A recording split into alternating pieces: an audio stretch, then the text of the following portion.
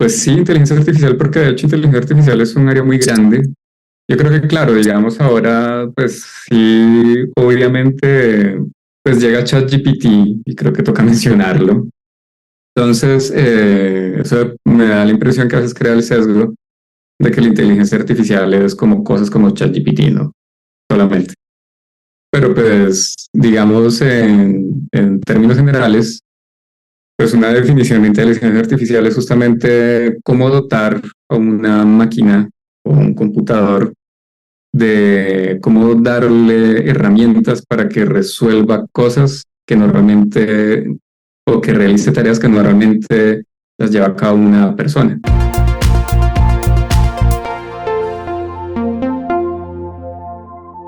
¿Qué tal? ¿Cómo están? Bienvenidos a un nuevo episodio de su podcast favorito de analítica, Café de Datos.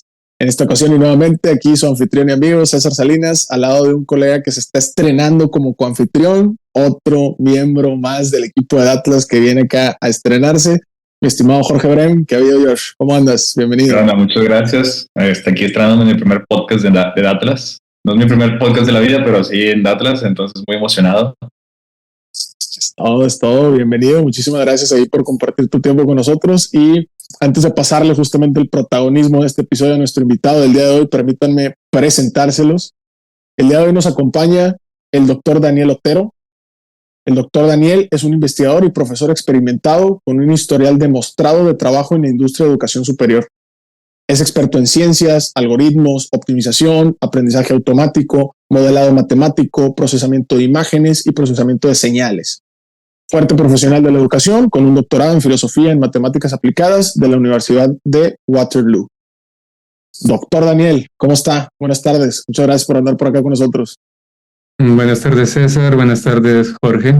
Pues un gusto saludarlos. Bueno, a César, que lo conozco, pues un gusto. Y bueno, Jorge también, que ya llevamos un tiempo de conocernos. Y pues nada, muchas gracias por la invitación. Muchas gracias a usted. Ya siempre que nos regalan una hora, sobre todo en viernes y sobre todo en viernes de quincena, pues lo agradecemos 3 veces más. Entonces, muchísimas gracias por andar por acá con nosotros, doctor. Y de aguinaldo.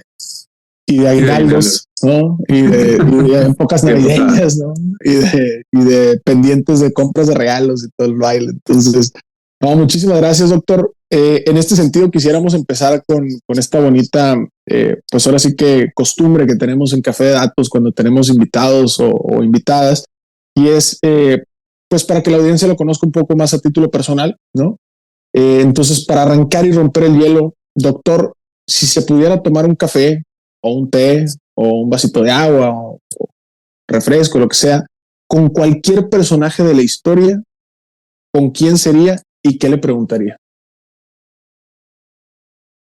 Bueno, tal vez es la primera vez que me hacen esta pregunta, pero creo que hay muchos personajes o muchas personas que han sido como relevantes en nuestra historia. Debo decir que tal vez uno de los primeros nombres que se me viene a la cabeza es Ramanujan, tal vez por mi gusto por las matemáticas. Para los que no sepan quién era, creo que así se pronuncia su apellido, fue un matemático de la India, autodidacta, que no tuvo como tal una formación, como por decirlo así, una licenciatura en matemáticas. Él estudió por su cuenta y desafortunadamente no vivió mucho tiempo, pero en el poco tiempo que estuvo presente, pues gracias a un contacto que tuvo con otro matemático inglés de apellido Hardy, empezaron a colaborar juntos. Hardy pues vio el potencial que tenía Ramanujan, un talento natural para las matemáticas tal vez de los más grandes que hemos tenido en nuestra historia. Y pues nada, colaboró con Hardy durante unos buenos años y lograron hacer unas muy buenas contribuciones a las matemáticas que siguen siendo incluso útiles hasta el día de hoy. Pues básicamente me gustaría, él era vegetariano, yo soy vegano, entonces yo tal vez más que un café le diría, pues, ¿por qué venga? Yo le invito y comemos una comida vegana, vegetariana, y conversen acerca de cómo llegar a esos resultados tan exóticos, porque es como que, digamos, uno de los resultados en matemáticas y es como, sí, es, digamos, como que hay un estilo, por decirlo así. De pronto llegaban los resultados de Ramanujan y era un poco como extraterrestre, ¿no? Lo que él presentaba y pues también la manera como llegaba a eso, pues era un poco misteriosa y hablaba, pues lo conectaba al parecer mucho como con sus creencias religiosas, ¿no? Entonces, la verdad hubiera sido muy interesante como indagar un poco más acerca de esa conexión tan especial que tenía con las matemáticas y cómo llegaba a lo que llegaba, ¿no? Wow. Pues creo que para ser la primera vez que le hacen esta pregunta, usted también es el primero que nos trae a este personaje de la historia como respuesta. Okay. Lo acabo de googlear, a ver si pronuncio bien el nombre. Srinivasa. Sí, Ramanujan. Creo que no estoy muy seguro, ¿no?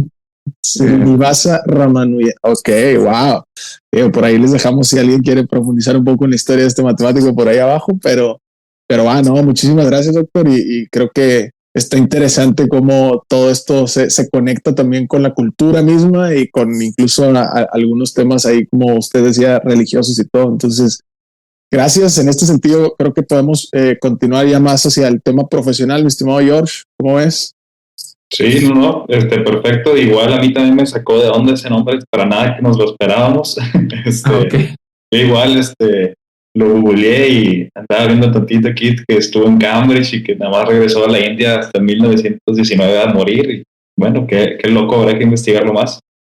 Y bueno, ahora sí pasando a la primera pregunta. Cuéntanos un poco sobre tus inicios.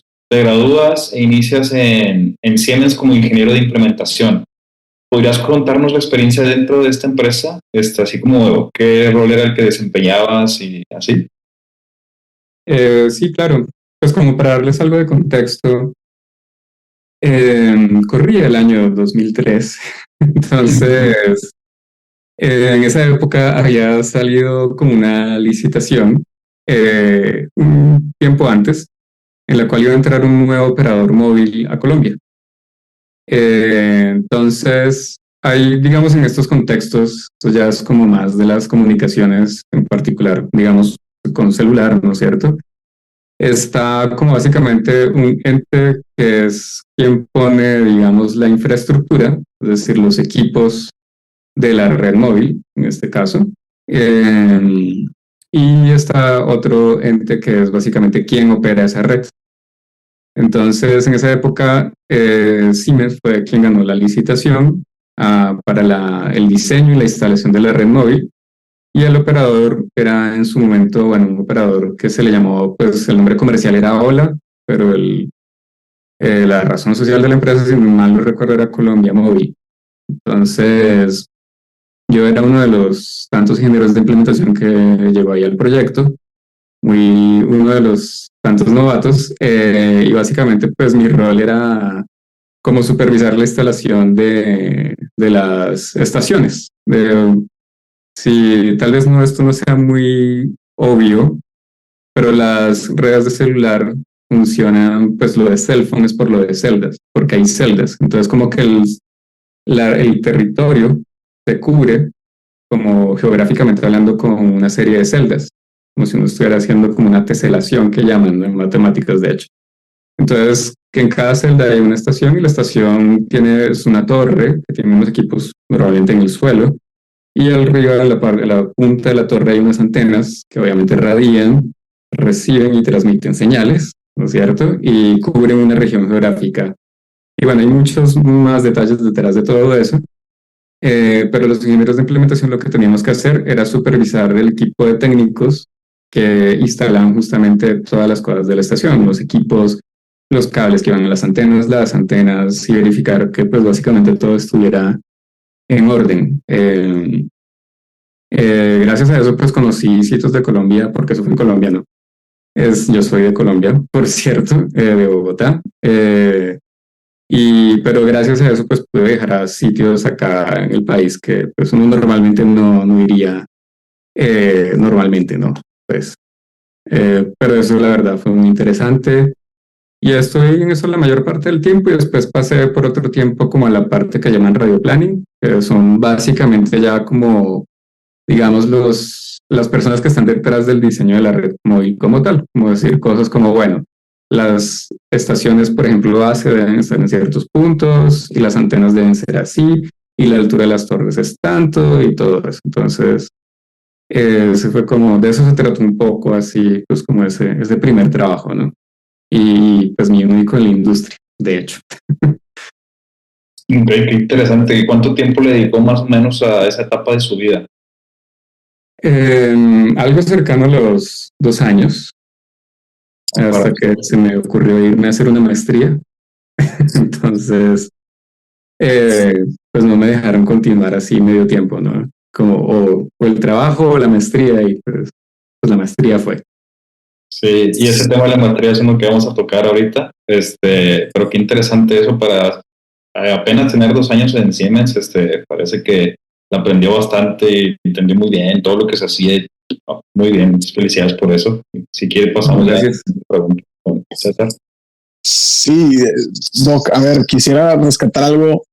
Primero, contexto, ¿no? Sin duda ya lo escucharon, pero justamente de Colombia, ya nos contará cómo llega por acá a México y sobre todo a Monterrey y al TEC y todo. Pero antes de pasar a eso, me resulta bien interesante porque justo trabajamos con un cliente y es justamente la parte como de telecomunicaciones y nos tocó en su momento hacer un tema justamente de proveeduría de internet que dan ellos a partir de una red que ya existe establecida y entonces tienen que sacarle nodos a esa red, etcétera. Entonces, pues hubo un bagaje bien fuerte para el tema de analítica geoespacial que hicimos nosotros, pero me gustaría como su perspectiva en aquel entonces cómo decidían dónde poner las estaciones. Es decir, la geolocalización de la estación de dónde venía, o ya era un plan dado, o cómo era como ese ejercicio de decir, mira, aquí sí va una torre, porque de pronto vemos torres allá en la punta del cerro, y luego vemos torres que están en medio de la urbe, y luego vemos torres que están en la carretera. Entonces, ¿cómo era eso si le tocó un poco empaparse de ese sentido de cómo se geolocalizaban o cómo se ubicaban? Sí, bueno, hay pues una serie de elementos a tener en cuenta para eso. Yo no considero que me haya vuelto experto en el tema porque pues en parte de la planeación, pues esta área de radio planning que llaman, yo no estuve pues mucho tiempo, pero digamos cosas que se tienen en cuenta. Por ejemplo, si es zona urbana o zona rural. Si es zona urbana, lo convencional es que el tráfico es mucho mayor. Entonces la cantidad de estaciones, como por decirlo así, kilómetro cuadrado, es decir, su densidad pues va a ser más alta, ¿no? Mi recuerdo, porque ya estamos hablando como hace unos 20 años, es que había mediciones de tráfico. Entonces, dependiendo del tráfico, eso lo medían de alguna manera porque, pues bueno, ya obviamente había celulares en esa época y otras redes móviles. Dependiendo del tráfico, pues digamos los equipos que uno instalaba tienen como una capacidad. ¿Sí? Básicamente imagínense como que los equipos son, de afuera parecen un poco como neveras y uno abre la puerta y obviamente no es una nevera por dentro, sino que es algo con varias, básicamente cosas metálicas como distintos módulos donde uno va colocando como unos módulos, ¿no? Cada módulo pues tiene como distintas funciones y digamos como que esos módulos que por ejemplo son los que generan la señal a portadora, hay como una así portadora, es una, digamos, como pues una señal que tiene una frecuencia muy específica. Y bueno, respecto a esa portadora, pues se transmite, pues digamos, la información, digamos, de audio de los celulares. Esos equipos, pues hay unos equipos que se encargan de eso, del tipo de modulación, como de ese tipo de cosas, y otros equipos que se encargan de como ya la potencia, de transmitir eso pues a las antenas, etcétera. Bueno, todo eso está dentro de como estas como cajas que parecen neveras y pues hay como todo equipo electrónico pues tiene ciertas especificaciones y entre esas especificaciones está también, digamos, por ejemplo, qué tanto tráfico puede manejar, ¿no? Y dependiendo del tráfico, pues eso determina qué tantas, digamos, unidades que creo que se llaman carrier units, si no estoy mal. Entonces, dependiendo de eso, pues eso determina el número del tráfico, qué tantas debía tener cada estación y pues obviamente entre más tráfico, pues más módulos, entre menos tráfico, pues menos, ¿no? Lo otro es el tipo de antena. El tipo de antena, pues eso varía, eso ya es como más de los que trabajan con radiofrecuencia. Entonces, pues las antenas tienen un patrón de radiación que cambia dependiendo de cómo es la fabricación de la antena y pues dependiendo de ese patrón de radiación hay un cierto cubrimiento, un cierto alcance y también eso pues tenemos que tener en cuenta la altura. Mi percepción es que mucho venía de la experiencia de las personas en el área. Claro, hay una parte de datos ahí como que creo que tal vez ustedes ya la vieron, que es la parte del tráfico, ¿no es cierto? Eso pues obviamente es una variable importante, pero también es la zona, es decir, la región geográfica que se trabaja, que ya si es urbana o rural. Las zonas rurales, pues digamos, lo convencional es que las estaciones están más dispersas y que las torres son mucho más altas, de 60 metros, y a mí me gustaba montarme en las torres, es una buena vista. Pues digamos el tipo de antena también varía y pues digamos son antenas, por ejemplo, mi recuerdo es que están pensadas como para cubrir áreas más extensas y pues ahí no necesita tantas estaciones pues porque son zonas menos pobladas, ¿no? Y bueno, eso es una cosa y lo otro es ya el aspecto de las obras civiles, ¿no? Porque no es que uno pueda poner una estación donde uno quiera, ¿no? No, señor, aquí en su casa decidimos que vamos a colocar una estación para celulares. Pues no, es cierto. Entonces, hay todo, pues, unos trámites legales, sí, de la parte como de la obra civil, que tocan estar ahí, Claro. comprar terrenos, etcétera. Entonces, es todo un tema, ¿no? Ahí es un trabajo de mucha gente. Pero bueno, uno tiene que lidiar un poco con esas cosas, ¿no? Y bueno, eso era un poco lo que me tocaba a mí, ¿no? En esas épocas. No, güey, muy buena explicación y me encanta porque justo, a ver, en su momento incluso nos hacían la analogía a nosotros, ¿no? Es como si tuvieras, no sé, un pequeño foquito, ¿no? Mientras más abajo lo tengas o más cerca del piso, ¿no? Pues el rango que te da de luz es poquito, ¿no? Si lo vas alejando, pues te va dando más luz, igualito que una manguera, ¿no? O sea, si la manguera la tienes así directamente hacia el suelo, ¿no? Pues te cubre, ¿cierto? La vas extendiendo y te va dando una cobertura más amplia, entonces creo que funciona un poco así y creo que esta variable bien importante que acaba de mencionar es pues que sostenga la demanda, ¿no? De pronto a quién no le ha pasado que en su casa, oye, ya aprendí 6 electrodomésticos y se botó la luz, ¿no? Se botaron los fusibles. Pues bueno, tiene mucho que ver con lo que acaba de decir el doctor, ¿no? Con este tema de, oye, pues qué tanto tráfico hay, ¿no? Qué tanta demanda va a haber o qué tanta exigencia va a haber para entonces poner la oferta, ¿no? La infraestructura de acuerdo o ad hoc a esa demanda, ¿no? Entonces, creo que está bastante interesante. Lo de obra civil, pues sí, ya es otro mundo en donde ya nos meteremos después. En su momento tuvimos un episodio ahí con el buen, pues su tocayo, con Daniel también, que se dedicaba más hacia la parte justamente de desarrollo de las sucursales de Tim Hortons y todo esto. Y también ahí había un montón de temas de permisos y alturas y esto y lo otro. Entonces ya es otro universo. Pero está muy interesante. Muchas gracias, Doc. George, si quieres regresamos ahí a las preguntas que sí estaban en la lista, ya esto me lo improvisé. Claro que sí, también. Ahí por ahí noté que el maestro dijo que le gustaba montarse a las torres. Y como pequeño dato random, el maestro es un escalador, entonces maestro le quería preguntar, ¿fue ahí cuando se descubrió al montarse esas torres y ver que le gustaba mucho la vista? ¿Fue ahí cuando descubrió que le gustaba escalar y empezar ese hobby o ya lo traía desde antes? Ok. Bueno, interesante pregunta. Bueno, sí. No, yo creo que la verdad tal vez podríamos eh, hacerle seguimiento a la inclinación por la escalada desde que estaba pequeño. Okay.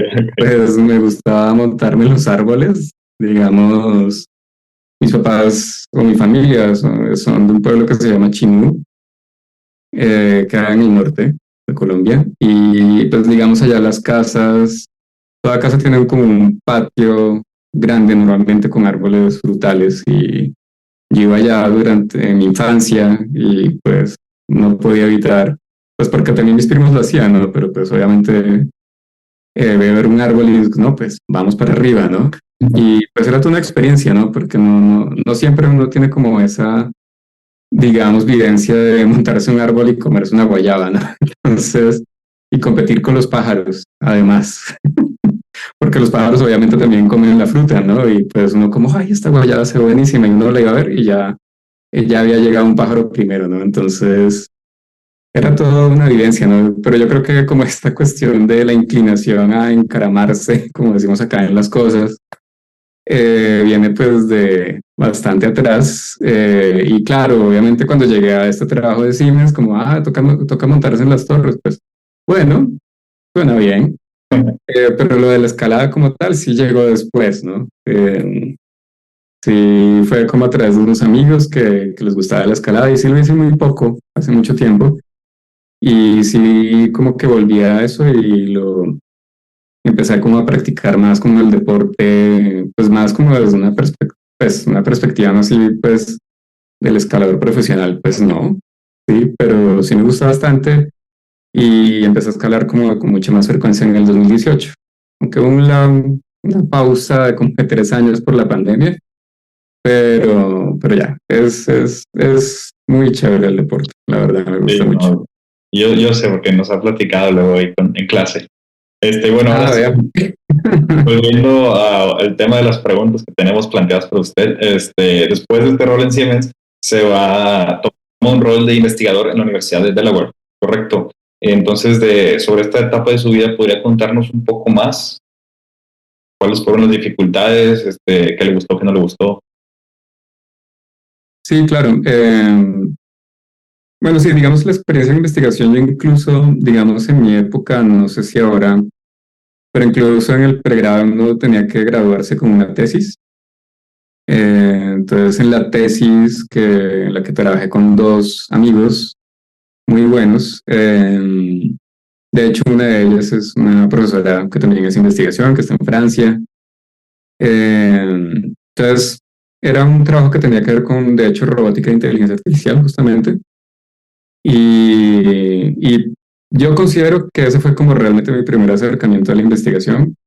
Yo miro hacia atrás y todavía siento que era un trabajo muy sólido, la verdad. Y en la maestría también hubo labor investigativa, fue más una combinación como de robótica y procesamiento de imágenes. Y fue de hecho después de la maestría, hubo una, digamos, convocatoria de la Universidad de Delaware, que queda justamente en el estado de Delaware, una ciudad que se llama Newark, allá en Estados Unidos, básicamente ellos como que van reclutando así, haciendo como convocatorias, ¿no? Buscando pues como personas para hacer investigación, digamos, estudiantes de Latinoamérica o gente de Latinoamérica que vaya pues a hacer, era como tal una pasantía en investigación. Y pues hubo como una convocatoria, apliqué, justo apenas terminé la maestría, apliqué y salió. Y eso fue, estamos hablando de verano del 2009, fue eso. Y pues allá fui a dar con un profesor, yo creo que bastante reconocido en su área, que se llama el profesor Gonzalo Arce. Él trabaja más que todo como con los temas de procesamiento de señales y él tenía un proyecto en un área que se llama Compressed Sensing. No sé muy bien cómo traducir eso, pero una de las cosas que se pueden hacer con Compressed Sensing es básicamente comprimir información, tal cual como compresión, así como cuando uno coge una imagen y la graba en formato JPEG, eso, y ocupa menos espacio en disco duro, pues a expensas de la calidad de la imagen. Entonces son como una de las aplicaciones de Compressed Sensing y pues ahí él tenía como algunas ideas y necesitaba alguien que trabajara en eso y pues algunos de las personas que él tuvo a cargo pues estuvimos en ese cuento, ¿no? Muy interesante la experiencia, la verdad. Y pues de hecho mis primeros artículos de investigación vinieron justamente de esa pasantía en investigación, que pues dado el tiempo, pues, la verdad fue bastante productiva porque pues de ahí salieron como unos 2, 3 artículos más o menos. Te quiero invitar a que conozcas el nuevo programa de aprendizaje 15 técnicas introductorias de analítica de datos, dentro de la primera generación de Retos Academy, con el cual podrás introducirte al fascinante mundo de los datos y analítica en tan solo 18 semanas. A través de nuestros 14 módulos podrás explorar una amplia variedad de temas que te proporcionarán las habilidades necesarias para triunfar en el análisis de datos.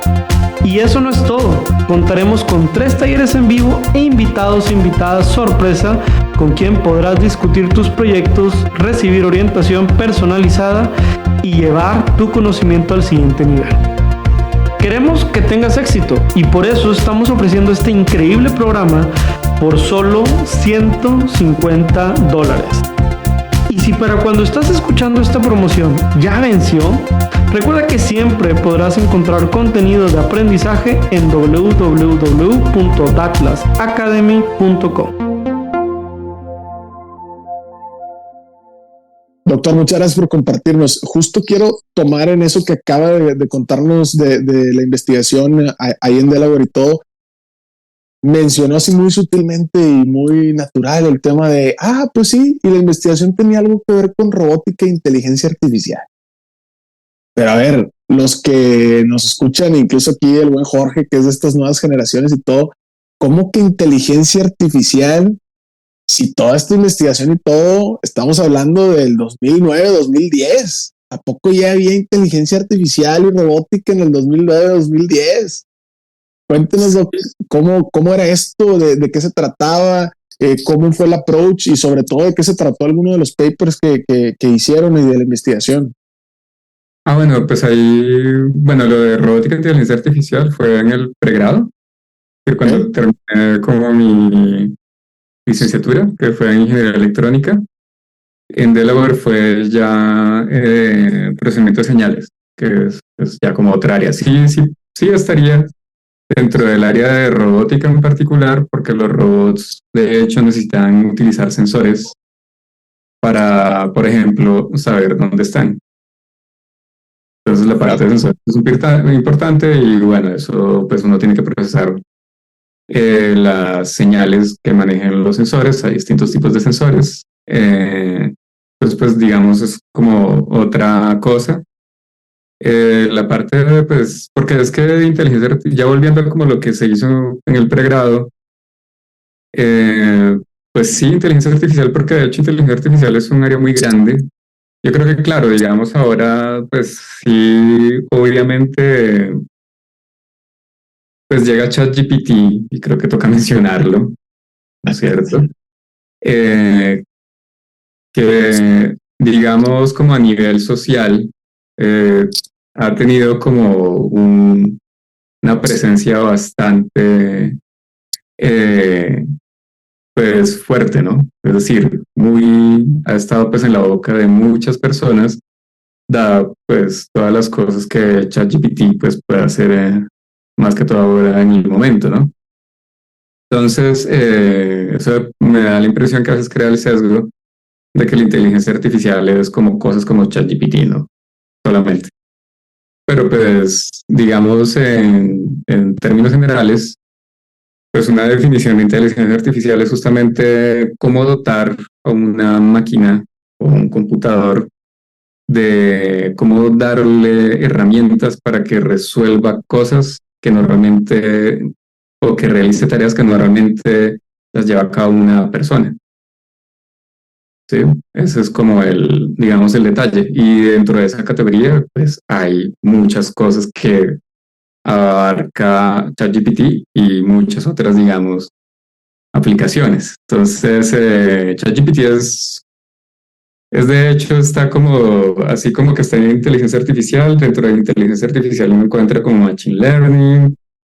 Dentro de Machine Learning uno encuentra Deep Learning, y dentro de Deep Learning uno encuentra procesamiento natural del lenguaje, y dentro de procesamiento natural del lenguaje está ChatGPT, bueno, intersectado con algo que está en el área de inteligencia artificial, que es como este aprendizaje por refuerzo. Entonces ChatGPT es realmente como algo, digamos, en lo que es inteligencia artificial como tal, es algo pues pequeño, es una de las tantas cosas que hay, ¿no? Pero digamos, ya hablando como de lo que se hizo en el pregrado, para hacerlo como pues más concreto, lo que hicimos con mis amigos fue un robot, que como robot entiéndase carrito, que básicamente lo colocamos en un cuarto, Y el robot pues conocía su coordenada de arranque, ¿no? Donde arrancaba, donde estaba ubicado inicialmente. Y nosotros, con un teclado que le habíamos colocado, le dábamos una coordenada de destino en un entorno estático, por cierto. Es decir, no había obstáculos moviéndose, eso es importante. Hay robots que sí pueden lidiar con obstáculos en movimiento y hay otros que solamente pueden lidiar con ambientes estáticos. Entonces el de nosotros no era tan avanzado, pero igual fue cosa sencilla desarrollar el robot. Y pues la idea es que le damos una coordenada de destino y él con la información del entorno, él tenía él almacenaba un mapa del entorno y uno le da la coordenada de destino y él por sí solo lograba calcular la ruta que tenía que seguir para llegar a ese lugar e incluso tenía algoritmos para que en ciertos puntos lograra corregir su posición. Que eso pues era bastante útil porque a medida que los robots se van desplazando, se va acumulando error en el desplazamiento. Entonces es importante corregir ese error, es un error acumulativo. Y entonces el robot efectivamente llega a su destino, salió muy bien de hecho el trabajo y fue justamente en el departamento de electrónica, que era en el departamento que yo estaba en esa época. No fue para nada el primer robot, ya habían hecho otros robots antes, ¿no? Pero el nuestro sí fue el primero que fue totalmente autónomo, que no dependía, digamos, de un computador, sino que todo era interno, ¿no? Es decir, todo el procesamiento, el cálculo de la ruta, corrección de posición, etcétera, todo eso ocurría en lo que uno llama un microcontrolador, ¿no? Que es como hagan de cuenta un computador pequeño, que es un chip integrado. Y pues eso fue. Porque en los desarrollos anteriores, pues digamos, normalmente era como un computador de escritorio que hacía todo este procesamiento y se le transmitía al robot ya sea por cable o por radio o algún medio de transmisión, ¿no? Entonces, eso sí fue con pocas palabras lo que hicimos.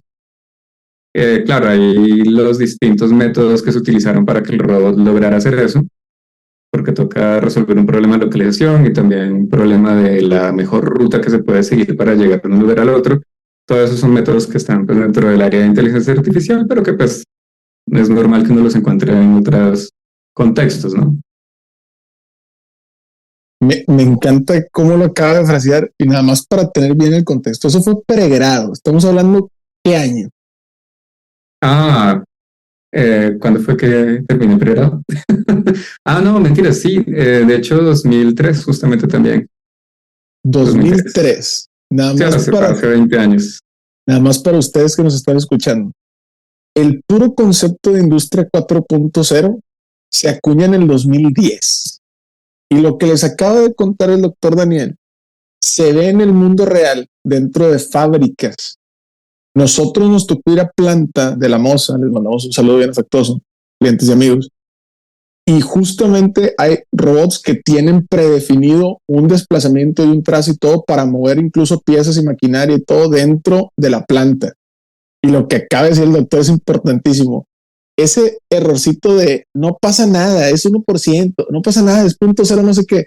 Imagínenselo trabajando sin parar 340 días, 360 días, 400, 500 días. O sea, lo que estamos escuchando es oro molido y estamos hablando 2003, antes de que se pusiera de moda, antes de que esto de las startups y todo fuera sexy, ¿no? Entonces, muchísimas gracias, Doc. Yo creo que podemos adelantarnos un poquito, mi estimado George, y ahora sí que lo que sigue, hay bastantes cosas también interesantes que hizo el Doc después del pregrado.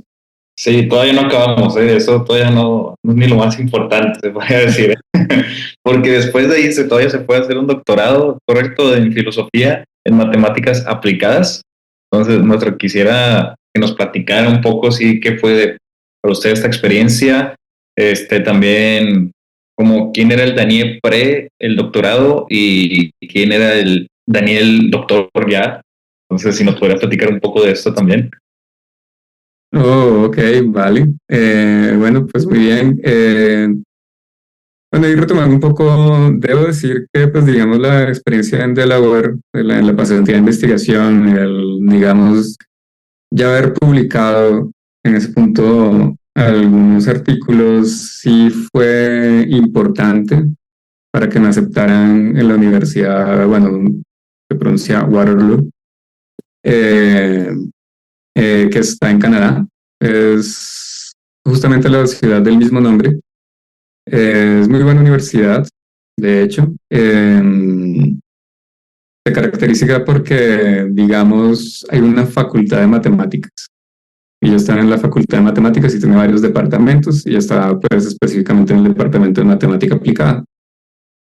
Yo cuando estuve en Delaware, pues el profesor con el que estuve trabajando, que se llama Gonzalo Arce, él quería que yo me quedara haciendo el doctorado, de hecho, y me lo propuso.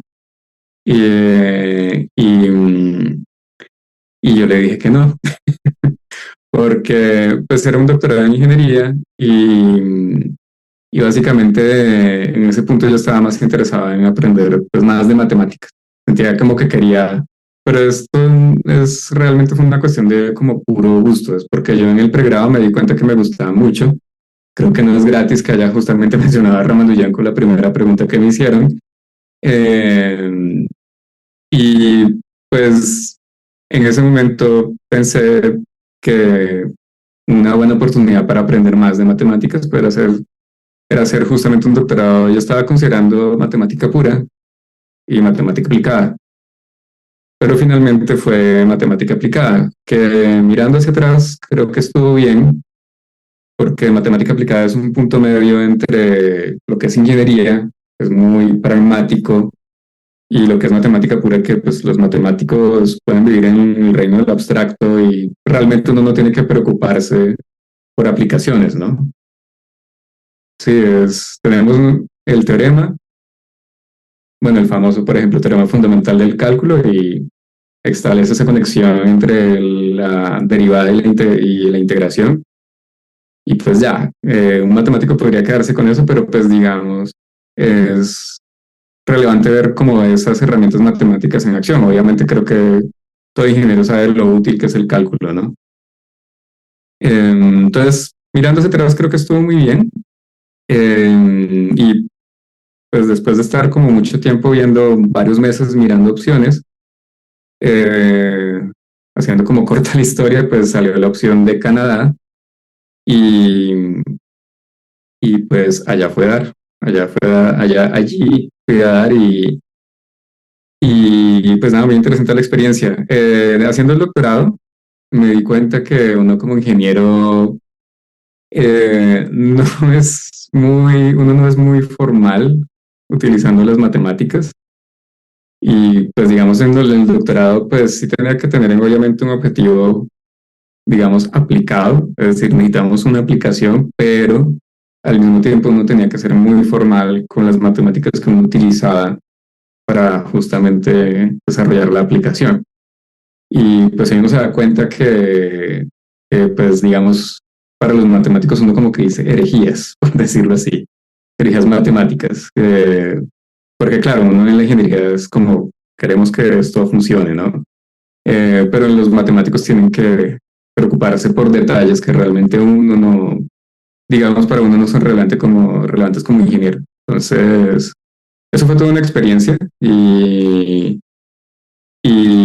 pues sí, siempre fue como, digamos, un proceso de adaptación, el empezar como a hablar de manera más formal ese lenguaje de las matemáticas. Que pues la verdad es increíble, es muy, muy poderoso y muy útil, ¿no? Y pues que igual los matemáticos yo siento que están ya en otro tiempo, porque herramientas que ellos desarrollan vienen a encontrar aplicaciones a veces siglos después, ¿no?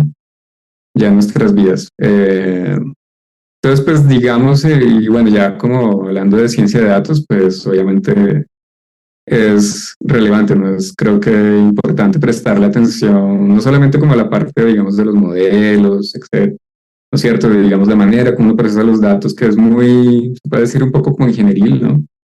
Pero sí vale la pena, en mi opinión, pues sí prestarle atención a, digamos, qué herramientas las matemáticas pueden ofrecer que nos permitan, digamos, desarrollar cosas que sean relevantes para, digamos, por ejemplo, lo que es el área de ciencia de datos, ¿no?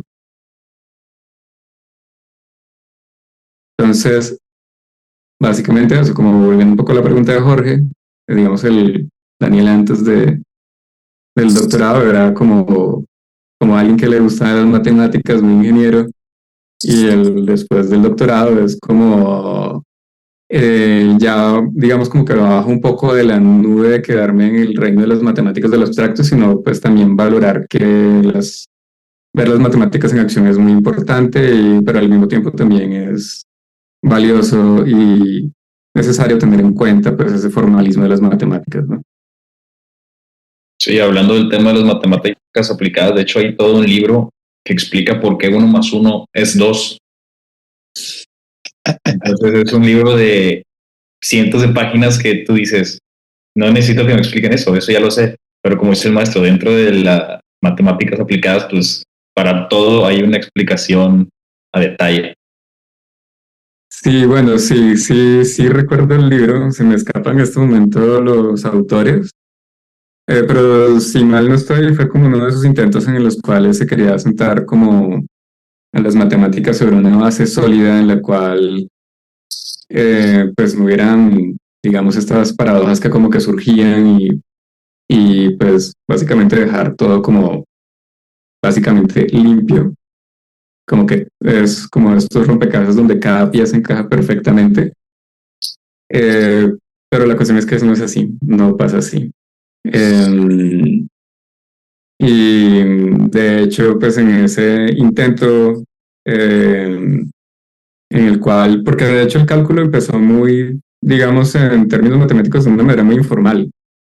Pues llegan Leibniz y Newton, ¿no es cierto? Proponen como esta, pues, lo que conocemos ahora como cálculo y que bueno, ya había otros matemáticos que habían hecho ya ciertos aportes importantes a pues esa área de las matemáticas, pero igual fue criticado, porque pues había gente que decía, pues cómo es esto que uno tiene un montón de infinitesimales que son como cero, pero no lo son, y uno lo suma y uno, pero de pronto obtiene algo.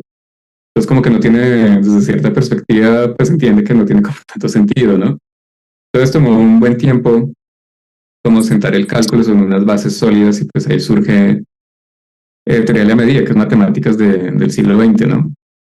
Y pues esto, como el libro que menciona Jorge, creo que es justamente uno de esos intentos, pero básicamente llegaron matemáticos como Gödel, lo que se pronuncia así, no estoy muy seguro, y él propone su teorema de la incompletitud, donde básicamente no podemos saber de antemano si hay ciertas afirmaciones que vamos a poder demostrar, que vamos a encontrar, digamos, las demostraciones de ciertas afirmaciones o no. Es decir, no se va a poder saber si son ciertas o falsas ciertas afirmaciones en matemáticas. Entonces, básicamente terminó uno como contradiciendo lo que dijo Hilbert en su momento, ¿no? Que sabremos, no recuerdo exactamente la frase, pero era algo así como vamos a saber todo lo que no sepamos, ¿no? Y pues la cuestión es que llega Gödel, estoy muy seguro cómo se pronuncia el apellido, y dice, pues no. No lo podemos saber todo. Entonces, pues, digamos que tenemos que lidiar con eso, pero aún así, bueno, eso es otro tema mucho más grande del cual sé algunas cosas, pero no mucho. Y pues nada, también como para Google, ¿no? No, y seguiremos seguramente, ¿no? Entre un extremo y otro, entre sí todo, no todo, y luego ya vamos encontrando ahí grises y medias tintas en el camino, ¿no? Parte de la vida, de los negocios, de las ciencias y todo. En este sentido, doctor, también quisiera aprovechar algo, sobre todo cuando tenemos personalidades con su carrera académica y al mismo tiempo inmersos en la parte docente. Muchas veces nos piden que profundicemos en esta parte y la pregunta directamente es, a ver, toma justamente el doctorado, después viene toda esta parte de la docencia. En esta parte de la docencia, ¿cómo justamente ha visto que ha evolucionado todo esto que a lo mejor en su momento a usted le tocó estudiar y que en su momento también incluso le tocó hacer investigación y todo, específicamente hablando de las matemáticas, de esta parte ingenieril y cómo lo está o cómo se está conectando hoy en las instituciones educativas, en la parte docente, con todas estas nuevas tendencias de ciencia de datos, con todo este tema de inteligencia artificial y todo, que ahora empiezan a ser no nada más populares, sino incluso materias o carreras, incluso dentro de las universidades. Es decir, digamos, como la importancia de que las carreras como se empapen más de todas estas, digamos, herramientas que vienen como de la transformación digital. Correcto. Ok. Bueno, yo pues creo que depende del contexto. En general, pues es útil, me parece a mí. Eh, igual, igual, digamos, hay áreas en las cuales que son importantes, de hecho muy importantes, en las cuales yo considero que tal vez como que personas que estén como en esos campos, como en su labor así, tal vez un poco más pura, digamos, la transformación digital no resulta tan relevante. Entonces, digamos, los matemáticos, eh, pues, bueno, sí, no. Pero a ver, me explico. Digamos, un matemático puro, pues normalmente él demuestra sus teoremas en el tablero o en el papel, o en un momento de inspiración y ya está, ¿no? O digamos, está el físico teórico, eh, intentando como comprender las realidades de la física y pues también utilizando muchas matemáticas. Saben mucho de matemáticas los físicos teóricos. Bueno, que yo creo que todos se acuerdan de Sheldon, el personaje de Big Bang Theory. Pues Sheldon era un físico teórico, Leonard era el físico experimental. Y pues ya, y pues básicamente es un poco como en el mundo de las ideas, ¿no? El abstracto, y desde ahí pues en el caso de la física, obviamente, pues uno quiere una comprobación experimental de esas teorías. Entonces, digamos, en esos contextos, digamos, de pronto cosas que entendemos como transformación digital tal vez no sean tan relevantes. Sin embargo, hace poco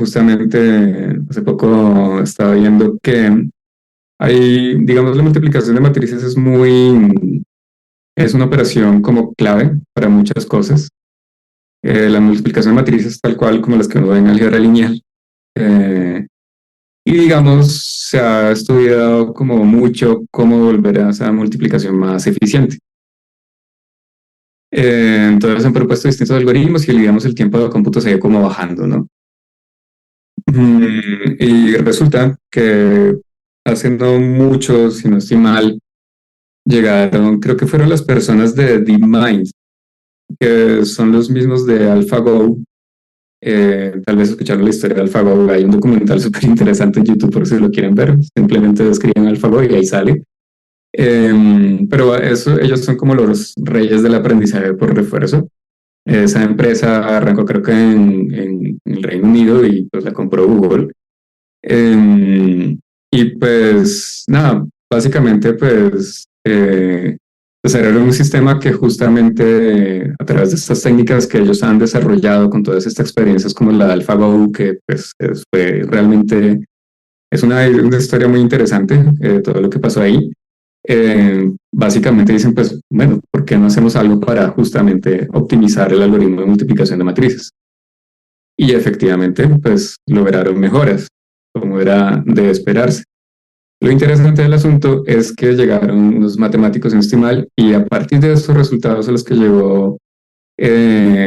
llegaron las personas de DeepMind, logran incluso proponer una mejora sobre eso. Entonces es como una combinación entre inteligencia artificial, en particular como lo que es aprendizaje por refuerzo, aplicado a multiplicación de matrices y cómo personas, ¿no es cierto?, matemáticos logran incluso pues utilizar ese producto de la inteligencia artificial para incluso mejorar los resultados que se hayan obtenido.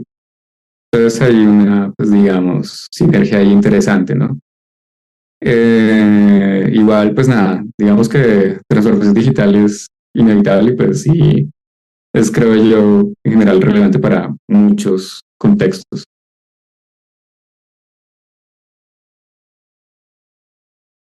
Genial, muchas gracias. Yo creo que estamos entrando como al último bloque justo del episodio, entonces por ahí creo que el buen George tiene una última pregunta que hacerle antes de ya los remarks finales para poder cerrar con broche de oro. Sí, bueno, maestro, usted como maestro de la carrera de Ingeniería en Ciencia de Datos y Matemáticas en el Tecnológico Monterrey, se acaba de graduar la primera generación de esta carrera hace 6 meses, ¿no? ¿Qué nos podría contar un poco sobre esta generación, esta carrera, hacia dónde va? Porque pues como esta fue la primera generación, se podría decir que hasta fueron unos conejillos de indias y de ellas se van aprendiendo más y se va mejorando el plan de estudios, y etcétera, etcétera. E incluso yo que soy de la segunda generación y me gradúo el siguiente semestre, Bueno, nos gustaría saber a todos los que nos están escuchando también, qué tal es esta carrera, vale la pena, no vale la pena, qué es lo que se viene en un futuro para esta carrera y así. no, pues, bueno, tal vez mi opinión esté sesgada, pero obviamente para mí vale la pena. Yo creo que, pues, digamos, la carrera surge de una necesidad, ¿no? Ya se vuelve desde hace un tiempo claro que hay herramientas que vienen de la estadística, pues de la inteligencia artificial, por ejemplo, machine learning y todo eso, que pues resultan útiles para, digamos, procesar datos y básicamente para extraer como esa información o esas historias que están contando los datos. A la larga uno quiere tener como, digamos, una comprensión mayor de la, digamos, realidad a partir de los datos. Obviamente, pues gracias al Internet, pues la cantidad de información que se vuelve, que queda como a nuestra disposición es mucho mayor que la que teníamos hace incluso algunas décadas. Entonces, pues obviamente, pues la necesidad de personas que se preparen y estudien para justamente poder manejar esos mares de información, pues resulta pues muy relevante. Y pues que básicamente es una carrera que creo yo puede encontrar como su espacio como prácticamente casi que en cualquier área. Mientras haya datos, ahí puede estar el científico de datos trabajando. Así como a Jorge le gusta pues la parte de deportes y ahí pues feliz en eso porque pues están los datos, también uno puede irse a otras áreas y aplicar pues estas técnicas pues que a la larga son transversales en muchas aplicaciones y hay muchas áreas en las cuales pues digamos la ciencia de datos realmente puede ser de mucho provecho, ¿no? Ya en cuanto a la primera generación, bueno pues sí, ellos pues son el resultado de un primer plan de estudios que seguramente irá cambiando con el tiempo e irá adaptándose pues a las necesidades y a lo que digamos nosotros desde el tecnológico pues vayamos viendo, obviamente con el fin de que las personas que salgan de esta carrera pues estén más capacitadas para las necesidades que se encuentran en la industria y en la sociedad, ¿no? Obviamente. Pero claro, pues obviamente pues por ser profesor de la carrera pues voy a decir que sí es relevante, ¿no? Eh, pero sí, creo que sí es útil y creo que, digamos, muchos contextos se pueden beneficiar de eso, ¿no? De hecho, yo actualmente estoy trabajando con personas del Jardín Botánico de Bogotá. Ellos tienen datos y nosotros tenemos como ese conocimiento de las distintas herramientas que hay en esta área y pues las aplicamos a un contexto en el cual básicamente se habla de agricultura urbana, que pues uno no esperaría, digamos, encontrar un científico de datos metido en eso, pero eso es como la flexibilidad de la que pues hablo, ¿no? Y uno puede realmente terminar trabajando en cualquier área y a la larga yo sé que muchas veces la gente habla como digamos del valor empresarial que puede aportar el proyecto de ciencia de datos en el que uno trabaja y valor empresarial normalmente es equivalente como a dinero. Dinero. Y normal, pues claro, obviamente a las empresas les interesa pues incrementar esos ingresos, está bien, Pero los datos no solamente son valiosos en el sentido monetario, sino que también pueden ser valiosos en muchos otros sentidos. Pueden ser valiosos para, digamos, la salud de una población, para mejorar la toma de decisiones digamos, con las políticas de salud pública. Pueden ser útiles para, digamos, los temas ambientales o de sostenibilidad. Pueden ser incluso aplicados a proyectos en los cuales se trabaja en la moda, ¿cierto? Y ahí también hay datos, y obviamente un científico de datos puede ir a trabajar allá. Entonces es muy flexible. Y yo creo que sí, pues aunque el aspecto monetario es relevante, pues sí creo que vale la pena tener en cuenta que los datos no solamente pueden dar dinero, sino también dar a la sociedad, no solamente en términos económicos, sino también en conocimiento a la larga y en mejorar la toma de las decisiones que, pues, por ejemplo, en salud pública, pues afectan a una gran cantidad de personas. Entonces, eso, pues espero que, aunque la primera generación, claro, a veces de pronto un primer borrador de lo que uno quiere llegar, creo que quiero creer y espero que cuenten con las herramientas suficientes como para, digamos, básicamente moverse en distintas áreas y pues dedicarse también a lo que les llame la atención, ¿no? Como Jorge, que le gustan los deportes, por ejemplo. No, lo tenemos haciendo varias cosas, pero genial. Pues, doctor, estamos dando ahí con el tiempo. Muchísimas gracias por haber estado con nosotros. Ahí, para quienes nos están escuchando, mencionó justamente al principio a un personaje muy famoso. Pondremos aquí su información en la descripción del episodio. Mencionó por ahí un par de papers que también les dejaremos aquí, que son de su autoría. Mencionó también hay un par de libros y un par de autores y de matemáticos y de todo. Se los dejaremos, ya saben, en la descripción del episodio por si alguien quiere hacer un deep dive. Y también pues la información ahí de contacto del doctor Daniel, si nos lo permite, por ahí LinkedIn y cuestiones profesionales, también por ahí si quieren conectar con él, encantados. Y pues nada, agradecer al buen George que se aventó aquí con nosotros de coanfitrión. Muchas gracias, George. Y doctor, pues nuevamente también gracias por tanto tiempo de su viernesitos dedicado aquí a compartir con la comunidad. Muchísimas gracias. No se olviden que estamos justamente en la primera generación de Retos Academy, hablando de generaciones. Empieza el 15 de enero, entonces por ahí tienen toda la información en redes de Datplas, por si quieren aprender 15 técnicas introductorias de analítica de datos, desde Power BI, QGIS, Excel, IBM Watson y muchas otras cosas. Así que vayan a checarlo. Muchísimas gracias y nos vemos en el siguiente episodio. Hasta aquí el podcast de hoy. Gracias por escucharnos. Puedes seguir disfrutando de tu café y aprendiendo analítica de datos en nuestro blog con más de 180 columnas acerca de analítica, emprendimiento y transformación digital. Visita blogdatlas.wordpress.com y disfruta del contenido. Finalmente, no olvides suscribirte a Café de Datos, el podcast de la startup Datlas. Hasta la próxima.